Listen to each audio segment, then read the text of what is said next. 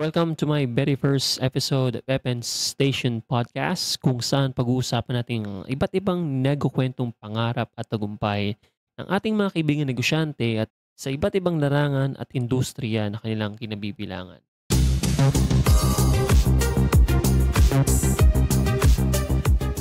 By the way, I'm Ferdinand Donesa, your Epen Station Podcast host, and I've got 7 years of experience in running a business and an IT professional for more than a decade. Okay, in this podcast, I really wanted to talk and share my experiences and to help people, encourage them, which I get to realize just recently lang na pwede ko pala gawin tong bagay na to through this podcast. And a lot of things have happened in my life, and I'm very much willing to share this with you in the next incoming episodes pa natin. Since this is my first episode, I really wanted to share why and how did I get started in this podcast? Well, first of all, ito medyo kinakabahan pa tayo, no? Kasi although I have a lot of speaking engagement in public with people, pero iba kasi sa akin yung ano eh, yung ganito sa harap ng camera. So, hindi ko pa nare-reach yung level of comfort na parang nakipag-usap ako sa tao pagdating sa camera. So, isa yun sa mga reason kung bakit tayo nag-podcast to to build my confidence and to establish my personal brand. And I always believe na mas mataas yung purpose yung reason behind this over dun sa limitations na meron ako sa isip at puso ko. Kaya sabi ko, this is the time that I have to go all in sa paggawa ng podcast. And actually, truthfully enough, mahilig talaga kami mapagkwentuhan talagang hindi ko na-realize na puwede ko palang gawin 'to. And since marami tayong naging kaibigang mga negosyante din, na gusto ko talaga marinig yung mga storya nila. And dun lumitaw yung idea na, why not doing why not do this para hindi lang ako yung makarinig, para yung mga tao din sa paligid ko marinig din nila. Kasi sayang naman yung opportunity na matututunan ko kung hindi ko 'to share. And sabi nga dito 'no, nakasulat sa notes ko kasi honestly hindi ko kabisado yung script ko, binabasa ko lang siya. Pero at one point, ito yung una dito sinabi ko is, "This is true. I genuinely love building long-lasting relationships." Yes, that's true kasi even until now, I still have communication do sa aking mga elementary friends. Mga childhood friends ko, meron pa rin akong communication sa kanila. So, it's a proof that I cherish relationships and I always feel like I want to add value to people, not because I know a lot of things, but because I know I can learn from them as well. And being around with like-minded people, truly I believe na nakakatulong to hindi lang para sa akin. Kumbaga, pag nandoon ka sa isang environment na meron kayong isang puso't isip, parang mas komportable yung pakiramdam eh.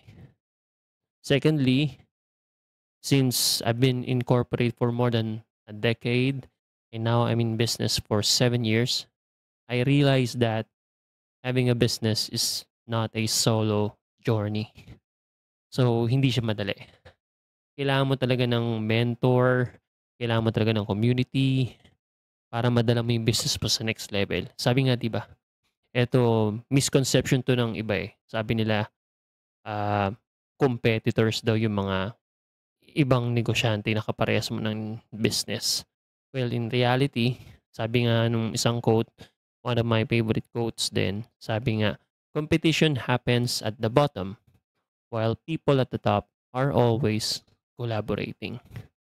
And true enough, yung mga talagang yumayaman is lalo pang yumayaman kasi nagtutulungan sila, hindi sila nagko-compete sa isa't isa. 'Di ba? So, 'yun isang isang learning na natutunan ko nung nagnenegosyo na ako. And number three, I have thirst for knowledge. And what do I mean by that? Kasi I always believe that kahit bata, mas matanda, pagkaedad mo, meron kang matututunan at matututunan sa tao. So listening and learning from different success stories really empowers me. So especially from rags to riches story, bata man yan, naging matagumpay sa pag-aaral, kaya same age mo yan na mas mabilis niyang naabot yung tagumpay niya, or someone you look up to, yung mga talagang kilala mo ng nagsimula din sa wala. Pero dahil sa pangarap, nakuha nila yung kanilang mga tagumpay. Number 4, I know that through this podcast, we can share value and learn at the same time. Kasi ito yung first episode natin, so pretty much ako muna. Pero definitely, magdadala tayo ng mga kaibigan nating negosyante na kung saan marinig nyo yung mga storya nila, kung paano sila nagsimula, kung paano ba nagsimula sa pangarap ang lahat hanggang sa narating ang kanilang tagumpay.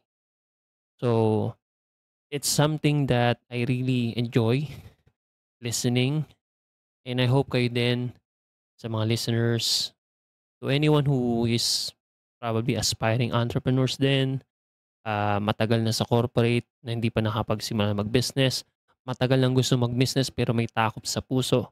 So I think you're in the right place kasi dito pag-uusapan talaga natin kung paano nag-i-start yung business. Talaga bang pag simula mo ng business, yung kagad business na gusto mo yung masisimulan mo. So maraming ganong cases ano. So lahat yan pag-uusapan natin sa podcast na to. And lastly, because of this purpose, many people would say, ito yung isa sa mga value talaga na pinangawakan, yung purpose talaga nito. Kasi most of us, or probably not many people know about this, but I will say this. Sabi nga, ito yung common na naririnig natin. You know? Sabi, experience is the best teacher. Alam natin yan. Yet, what we don't realize is experience of other people are truly the best teacher. Ulitin ko, no? Experience daw is the best teacher. Yet, what you don't realize, experience of other people are truly the best teacher. So, expound natin yan sa mga susunod bang episodes. And come to think of it, ano? So, totoo nga naman. So, kung may mistake yung kakilala mo at alam mong palpak talaga yon, gagawin mo ba yon? Diba? If you want shortcut, learn from other people's mistake. You don't have to learn from it. And I myself too, naging biktima din ako nito na yung may mentality na to see is to believe. Pagka gusto mong masubukan muna bago ka maniwala. Pero yes, you learn from it. Pero mas better yung matuto ka from other people's experience. Especially when it comes to avoiding mistakes in your business journey. Okay?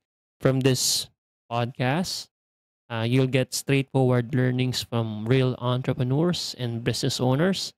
How you learn the experience you need by not experiencing it at all.